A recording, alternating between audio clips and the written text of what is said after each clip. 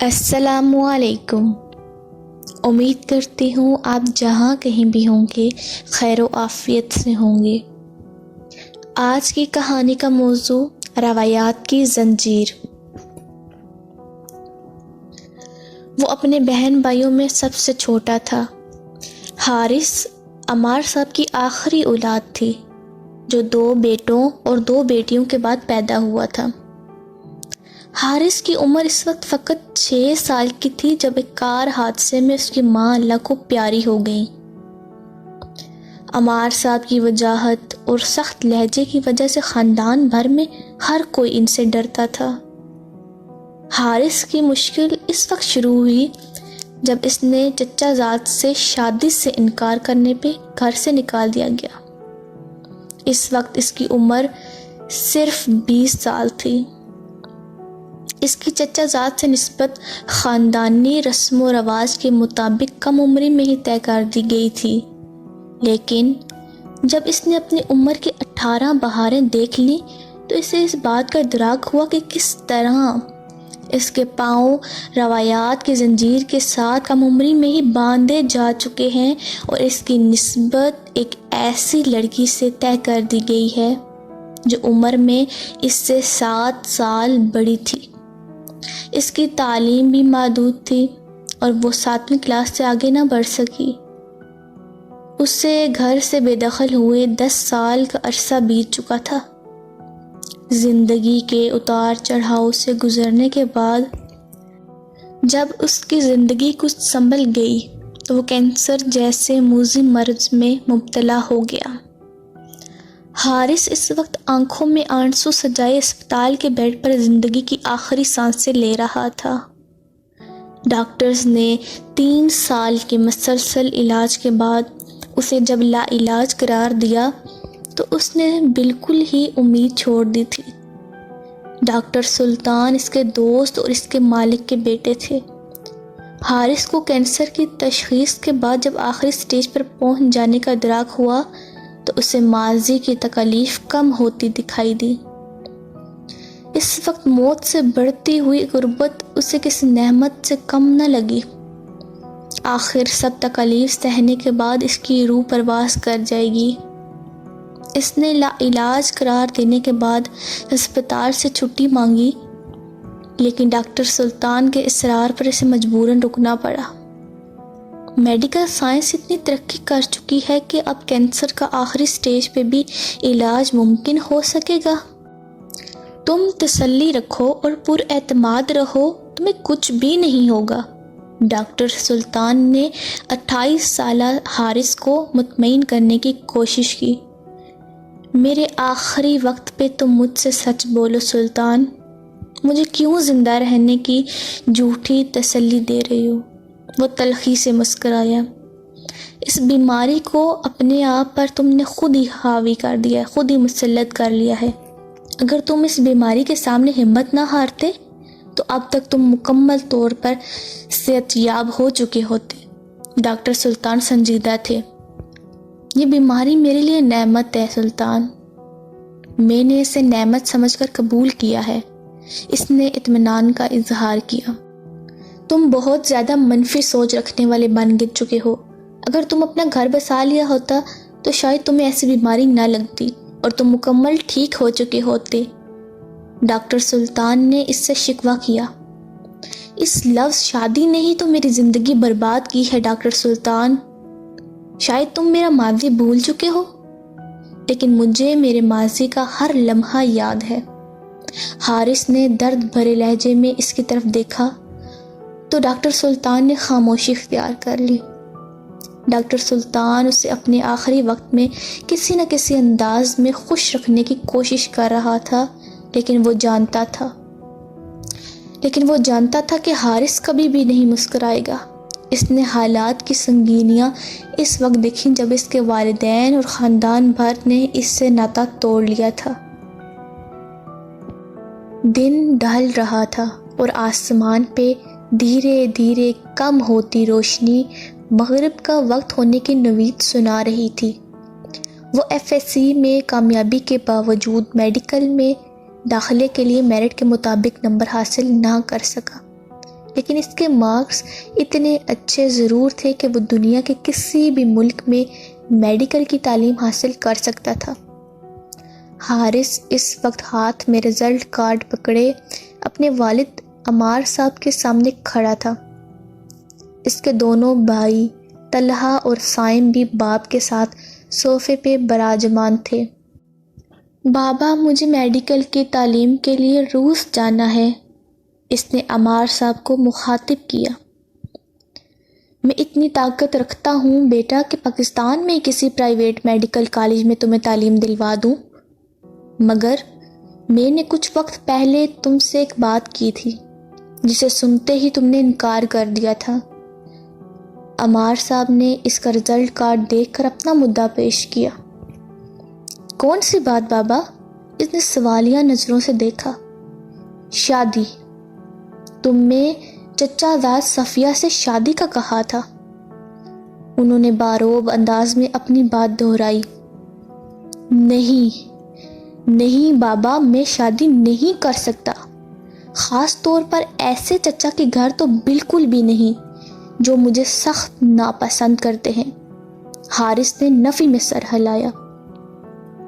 کیا تم خاندان سے باہر شادی کرنے کا انجام جانتے ہو حارث؟ اب کی بار بڑا بھائی عثمان اس کی طرف متوجہ ہوا۔ آپ بیچ میں مت بولے بھائی، آپ میرے باپ نہیں ہیں۔ اگر آپ اپنا حق نہیں لے سکتے تو کم از کم مجھے تو غلام مت بنائیں۔ بڑے بھائی کی بات سن کر وہ سیخ پا ہو گیا۔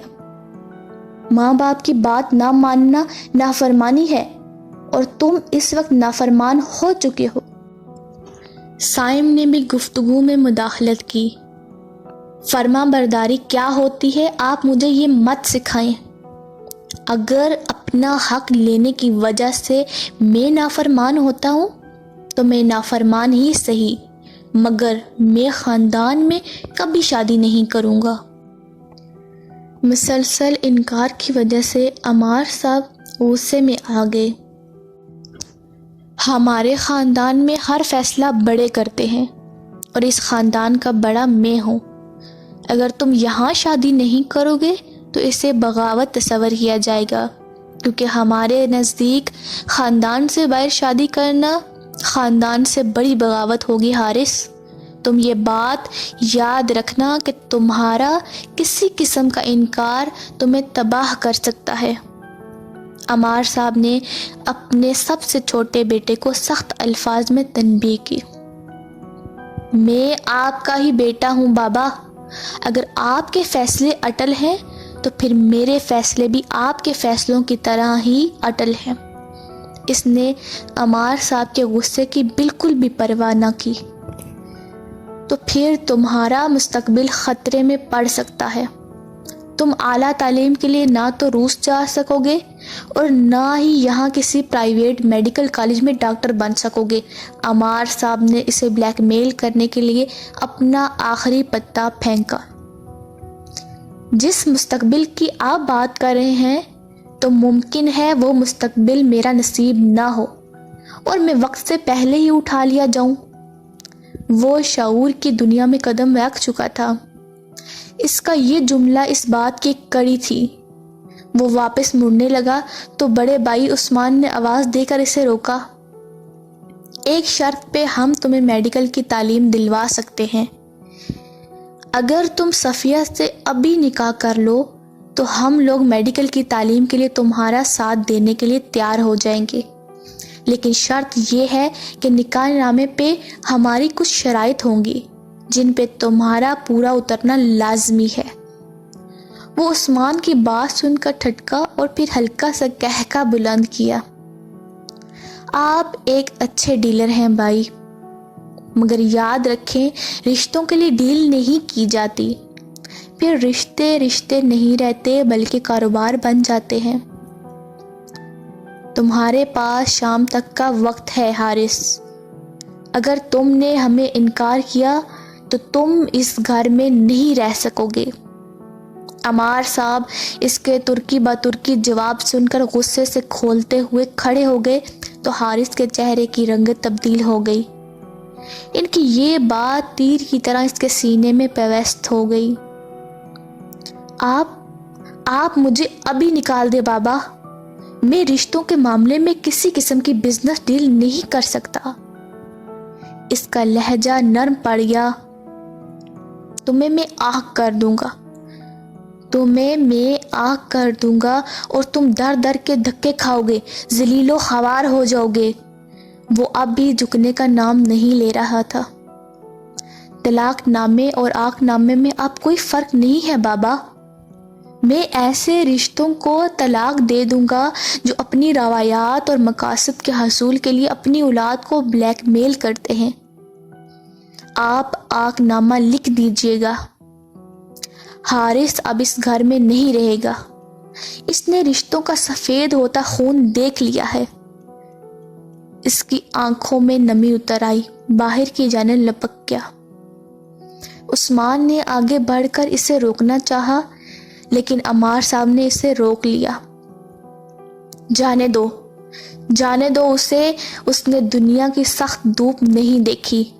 جس روز اس کی تپش اس سے جلائے گی تو یہ ایڑیاں رگڑتا ہوا واپس آئے گا، عمار صاحب نے غصے میں کہا، تو عثمان ان کے حکم کی پیروی کرتے ہوئے رک گیا، جبکہ عمار صاحب اب صائم کی طرف متوجہ ہوئے۔ میں آگ نامہ لکھ دوں گا اور تم اسے اخبار میں پوسٹ کروا دینا، اسے بھی پتہ چلے کہ میری حکم عدولی کرنے والوں کا انجام کیا ہوتا ہے۔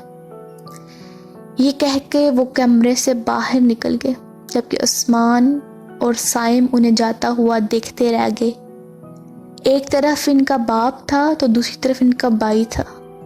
وہ دونوں بضد تھے اور ان میں سے کوئی ایک بھی ہار ماننے پر تیار نہیں تھا۔ گھر سے بے دخل ہو جانے کے بعد اس نے میڈیکل میں جانے کا ارادہ ترک کر دیا اور فیکٹری میں مزدور کے طور پر ملازمت اختیار کر لی۔ وہ سارا دن پتھروں کی رگڑائی کرتا، ٹائلیں کاٹ کر ان پہ مختلف نقش و نگار کرتا۔ اس فیکٹری میں اس نے 7 سال کام کیا۔ اس دوران اس نے پرائیویٹ گریجویشن کی تو اسے فیکٹری میں مینیجر کے عہدے پر تعینات کر دیا گیا۔ فیکٹری کے مالک کا بیٹا سلطان ابتدائی دنوں میں ہی اس کا ایک اچھا دوست بن گیا تھا۔ وہ اس سے چند سال بڑا تھا اور MBBS کے بعد ہاؤس جاب کر رہا تھا۔ ایک رات سلطان کی دعوت پہ وہ اس کے ساتھ کھانا کھانے میں مصروف تھا۔ اس دوران اچانک اس نے ابکائی لی اور جو کچھ بھی اس نے کھایا وہ باہر نکل گیا۔ سلطان اس کی کمر سہلانے لگا۔ اس کے بعد اس نے پھر سے ابکائی لی تو اس بار اس کے منہ سے کھانے کے بجائے خون نکل آیا۔ وہ منہ سے خون نکلتا دیکھ کر ہکا بکا رہ گیا۔ سلطان بھی اس کی یہ حالت دیکھ کر پریشان ہو گیا۔ کیا ہوا ہے، تم ٹھیک تو ہو؟ آج صبح تم نے کیا کھایا تھا؟ سلطان کی پریشانی میں اضافہ ہو گیا۔ معلوم نہیں، میں نے تو فقط ناشتے میں پراٹھا کھایا، کچھ دنوں سے معدے کا درد تھا تو اس کی دوا لی۔ شاید کھانے میں کوئی نقص ہوگا جو میرا معدہ برداشت نہیں کر پایا ہوگا، حارث نے بے چینی سے جواب دیا، اور اس کے پیٹ میں درد شروع ہو چکا تھا۔ سلطان نے اس کی حالت دیکھ کر کھانا چھوڑ دیا۔ وہ حارث کا ہاتھ پکڑ کر اٹھ کھڑا ہوا۔ چلو ہسپتال چلتے ہیں، اس طرح خون کا آنا کوئی اچھی علامت نہیں ہے۔ سلطان اس کا ہاتھ تھامے آگے بڑھ گیا تو وہ بھی انکار نہ کر سکا۔ سلطان اسے اپنے ساتھ ہسپتال لے گیا، جہاں لیبارٹری میں اس کے کچھ ٹیسٹ لیے گئے۔ وہ سلطان کے ساتھ وہیں پہ بیٹھا رہا۔ اس دوران اسے ایک بار پھر سے ابکائی آئی اور وہ باتھ روم کی طرف بڑھ گیا۔ اس کے اندر سے پھر سے ویسے ہی خون نکلا جس طرح کچھ دیر پہلے نکلا تھا۔ تھوڑی دیر بعد جب وہ واپس پلٹا تو سلطان کی رپورٹ دیکھ کر پریشان کھڑا تھا۔ اس کے چہرے کی رنگت بتا رہی تھی کہ رپورٹ میں اس کی موجودہ حالت کو لے کر نتائج اچھے نہیں آئے۔ وہ سلطان کی طرف بڑھ گیا اور اس نے رپورٹ کے بارے میں پوچھا تو اس نے نفی میں سر ہلایا۔ رپورٹ میں تھوڑا سا انفیکشن آیا ہے، اس کا فوری علاج کرنا ضروری ہے ورنہ بڑھ سکتا ہے۔ اس لیے اب چلو بڑے ہسپتال چلتے ہیں، تمہیں کچھ روز ایڈمٹ ہونا پڑے گا۔ سلطان نے پھر سے اس کا ہاتھ پکڑا اور آگے بڑھنے کی کوشش کی تو حارث نے اس کا ہاتھ کھینچ کر اسے روک لیا۔ مجھے بتاؤ مجھے کیا ہوا ہے، مجھے میری رپورٹ تو دکھاؤ، اس نے سلطان سے مطالبہ کیا۔ کچھ نہیں ہے، بس تھوڑا سا معدے کا پرابلم ہے، کچھ روز علاج کے بعد ٹھیک ہو جاؤ گے۔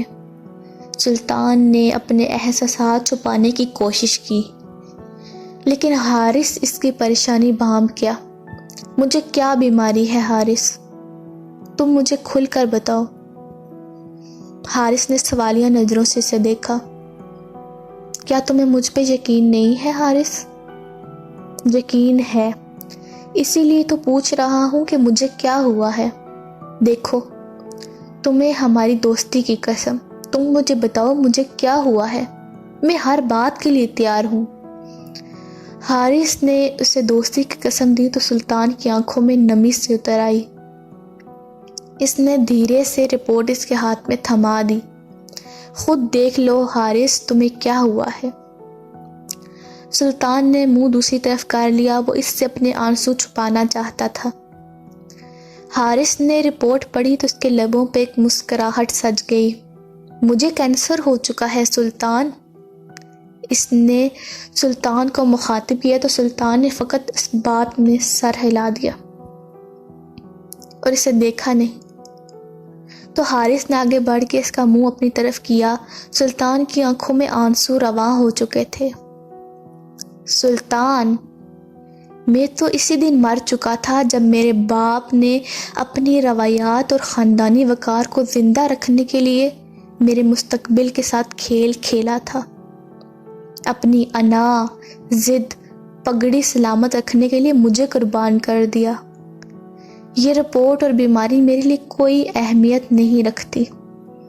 میں تو اسی دن مر گیا ہوں جس دن اپنے ہاتھ میں آگ نامہ دیکھا تھا۔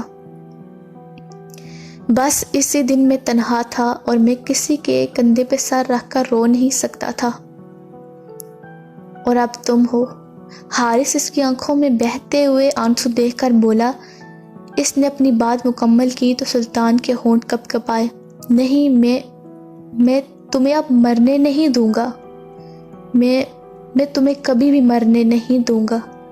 سلطان روتے ہوئے اس کے گلے سے لگ گیا۔ حارث کی آنکھوں میں بھی آنسو جاری ہو گئے۔ وہ کینسر کے آخری سٹیج پہ تھا اور رپورٹ پڑھنے کے بعد اسے علم ہو گیا تھا کہ اس کی سانسیں جلد ہی ختم ہو جائیں گی۔ 3 سال کے مسلسل علاج کے باوجود اس کی بیماری مسلسل بڑھتی رہی، یہاں تک کہ اس کا کھانا پینا بھی بند ہو گیا۔ اسے ڈرپس لگا کر خوراک کی کمی پوری کی جاتی، لیکن معدے کا کینسر اب زہر بن کے اس کے پورے وجود میں سرایت کر چکا تھا اور وہ ہسپتال کے بیڈ پہ پڑا اپنی زندگی کی آخری سانسیں لے رہا تھا۔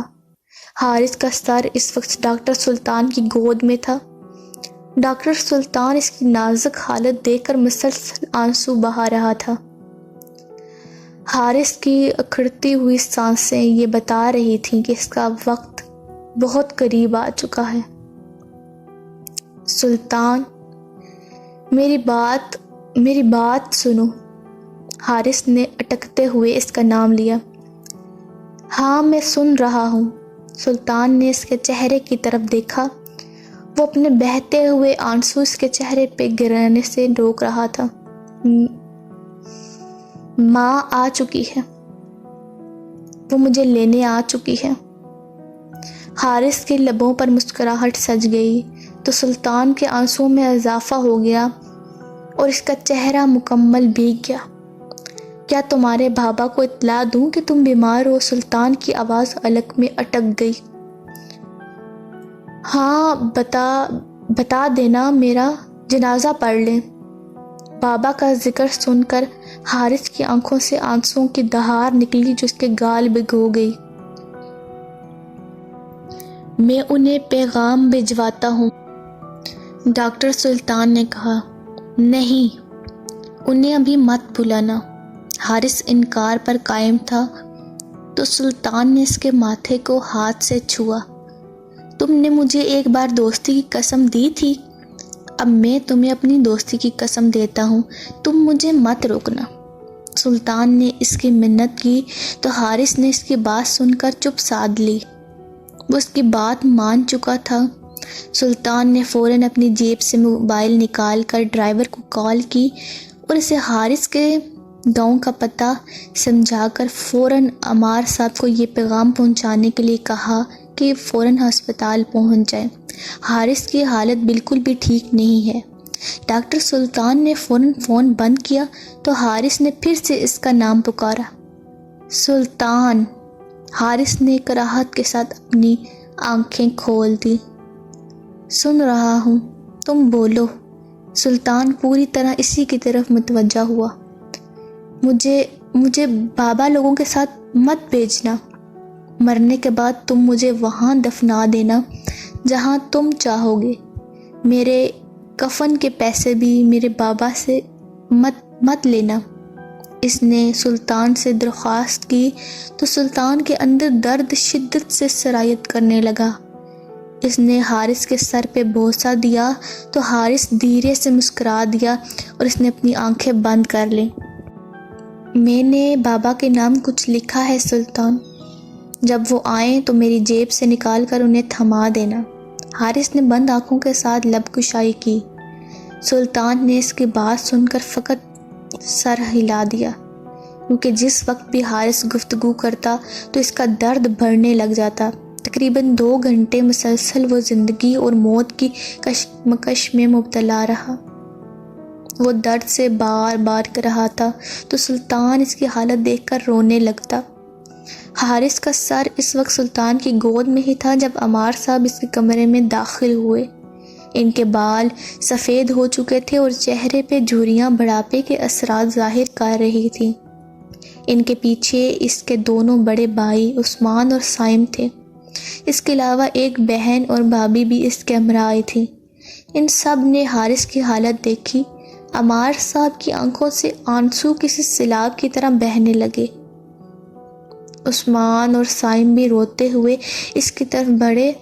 ان کے سامنے ایک کمزور اور نحیف سا حارث تھا۔ حارث، بابا آئے ہیں، دیکھو ہم سب آئے ہیں۔ عثمان نے اس کے کندھے پہ ہاتھ رکھ کر اسے ہلایا، مگر اس کے وجود میں کوئی حرکت نہ ہوئی۔ سلطان نے اسے ہلایا تو اس کی گردن ایک طرف لڑک گئی۔ حارث بے جان ہو چکا تھا اور روح پرواز کر چکی تھی۔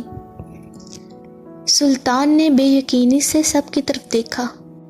اس نے حارث کا بازو پکڑ کر اس کی نبض چیک کی، لیکن اس کی نبض میں بھی کوئی حرکت نہ تھی۔ حارث اس دنیا سے رخصت ہو چکا تھا۔ اس پہ موت کو رحم آ گیا تھا۔ اس کا بے جان وجود دیکھ کر سلطان کے منہ سے بے ساختہ نکلا، انا للہ و انا الیہ راجعون۔ عمار صاحب اس جگہ گھٹنوں کے بل زمین پر بیٹھ گئے۔ ان کا سب سے چھوٹا بیٹا اب نہیں رہا تھا۔ ان کی روایات اور خاندانی وقار جیت چکا تھا۔ ان کی انا اور ضد کے آگے کوئی زندگی کی بازی ہار گیا تھا۔ آج ان کا غرور خاک میں مل گیا، لیکن ان کا بیٹا دور کھڑا انہیں مسکراتا ہوا دیکھ رہا تھا، جیسے وہ کہہ رہا ہو، آپ ہار گئے ہیں بابا۔ بابا، آپ کی روایات اور خاندانی وقار کو بھی مات ہو چکی ہے۔ مجھے اپنی موت پہ فخر ہے۔ عمار صاحب مسلسل آنسو بہا رہے تھے۔ ان کے ساتھ ان کے باقی لوگ بھی رو رہے تھے۔ ڈاکٹر سلطان نے اس کی جیب سے کاغذ کا ٹکڑا نکال کر عمار صاحب کی طرف بڑھایا تو عثمان نے وہ خط پکڑ کر کھولا اور اسے عمار صاحب کے ہاتھ میں تھما دیا۔ عمار صاحب نے بہتے ہوئے آنسوؤں کے ساتھ وہ خط پڑھنا شروع کیا۔ بابا، مجھے آپ نے اسی دن مار دیا تھا جس دن آپ نے مجھے آگ کر دیا تھا۔ بابا، میرے لیے یہ کینسر تو دنیا کے سب سے چھوٹی بیماری ہے اور دنیا سے چلے جانے کا ایک بہانہ ہے، ورنہ میری موت کو تو 10 سال گزر چکے ہیں۔ بس مجھ پہ یہ احسان کیجیے گا آپ کے مجھ پر سب حق ختم ہو چکے ہیں۔ میری لاش پہ اب کوئی حق مت جتائیے گا۔ اللہ کے بعد میرا وارث سلطان ہے، میری ساری ذمہ داریاں اسی کے سپرد ہیں۔ ہاں، میری لاش کو آپ کندھا دے دینا۔ خط کی تحریر یہاں پہ ختم ہو گئی تھی۔ عمار صاحب نے یہ خط پڑھ کر اسے عثمان کی طرف بڑھا دیا۔ انہیں اپنے بیٹے کے ہاتھوں شکست فاش ہو چکی تھی اور اس کا وارث سلطان اس کا سر اپنی گود میں لیے آنسو بہا رہا تھا۔ 10 سال پہلے انہوں نے خاندانی روایات کو زندہ رکھنے کے لیے اپنے اس بیٹے کو آگ کر دیا تھا، جس نے ان کی روایات کو توڑ دیا۔